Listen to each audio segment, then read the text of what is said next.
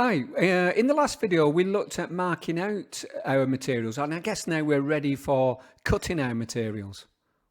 The biggest sort of saw you're going to find in the workshops, I guess, is going to be a panel saw. Now, this is really good for sort of general use, cutting both natural timbers and manufactured boards. You might find that your school have got some other saws which look very similar. One is called a crosscut saw, and you can also find a rip saw. The rip saw is for really cutting down the length of your wood like this to get the width correct, where the crosscut saw is really for just cutting across to get the right length that you need.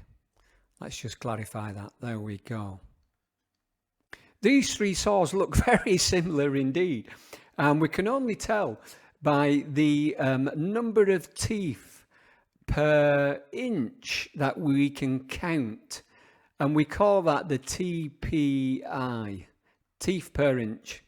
So if we measure from the bottom of the tooth 1 inch along, and then count the number of teeth that we have in that distance, we've got, in this case, 5 TPI, which is typical of a rip saw.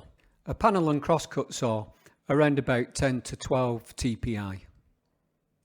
The more teeth that you're going to get in the inch, then the finer it's going to be. So more teeth will be finer cut. The other thing that you need to know about a saw is that their teeth are offset. So imagine you're looking down on top of the saw now at the actual teeth. Here you will see they're not in a straight line. They are offset. So this means when we cut with the saw, we're going to create a groove which is actually wider than the back of the saw, and it will allow the saw to pass down through the wood. And we call this the kerf. Funny word, kerf. So let's say we have a piece of wood which we want to cut along this line. We can mark on our waist side. Remember, this hatching shows that's the bit we want to take off. So if we lined our mark up exactly with the middle of the blade, you can see that we'll be removing too much of the wood. So we always have to line the blade up so that we're cutting on the waist side. So always remember to cut on the waist side, otherwise you're going to find that your piece of wood is shorter than what you actually wanted it. Let's just put a mark there. Cut on this side, of course. Now, we don't use these panel saws much anymore because we've got the bandsaw, but one saw which we do still get a lot of use out of is the tenon saw. This generally has a TPI of around 13 to 15 teeth. And it's a member of the saws which we call back saws. And that's because they have this solid back piece here and a large blade here. And when you see these wide backs, then you know it's for a straight cut when you want to get a nice straight line. The tenon saw's companion is this little piece of equipment here called a bench hook. And you place this into a bench vise, which secures your piece of wood above your bench so that you don't cut into it. It stops your bench from being cut. Get bench cuts on. Or it also secures your wood into place. So your hand can grip across here and hold the wood firmly. Now can you see here I've got my dad's saw that he gave me. It looks really old, doesn't it? But they will last a very long time if you look after them. Hey up, I seem to have lost that piece. And you can see here that the fence on the bench hook will also enable you to get a straight line.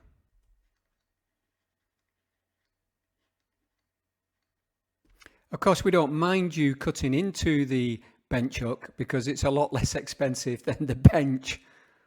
Now this saw which has popped up here is called a dovetail saw, and it looks very similar to the tenon saw, but this has a finer set of teeth, typically 16 to 22 TPI, which gives us finer cuts, which we need when we're doing these lovely dovetail joints. And another fine tooth saw like this is called a gent saw, really for all your fine detail that you need. Now this should be a very familiar saw to you because this does a lot of different jobs, and this is called the coping saw. Remember, this saw copes well with curves, and you can see it's a different makeup from the tenon saw, and we have now what we call a set of frame saws. Just look how thin the blade is on these saws, yeah? Very fine, easy to break. But these thin blades allow you to turn and twist.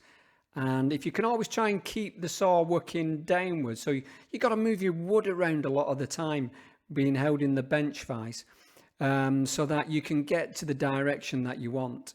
And then you can cut out your curved shape quite easily.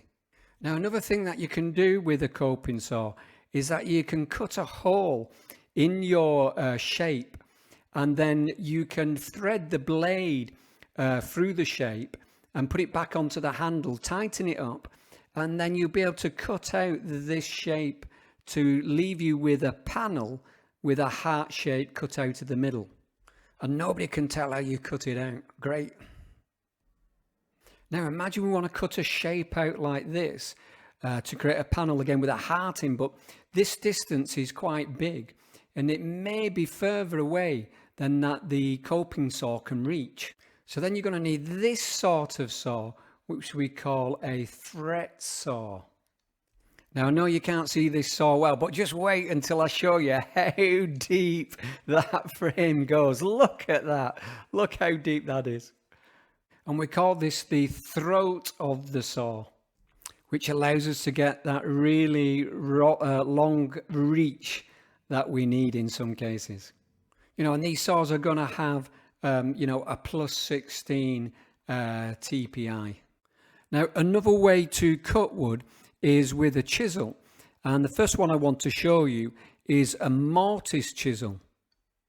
Now, this chisel is a very hard wearing chisel, and it has a cross section of a square, and it's particularly designed to cut the mortise, which is the hole in the mortise and tenon joint. I'll cover that in joints later on. Another chisel which is to do with the joint is a bevel edged chisel. Beveled edged chisel. There we go. Now we need this chisel. Here I am, top right hand corner, to cut these sorts of dovetail joints. A general purpose chisel for doing a lot of the cutting and shaping is called a firmer chisel. Now they tend to have like a rectangular cross section, and they also have sloping sides, but not as sloping as much as the bevel edge chisel. And finally we've got the gouge, which has got a totally different shape of end. The end of this chisel is curved, and that makes it great for cutting bowls out. Fantastic. Well, there we have it. Great range of tools that we've covered today. Well done.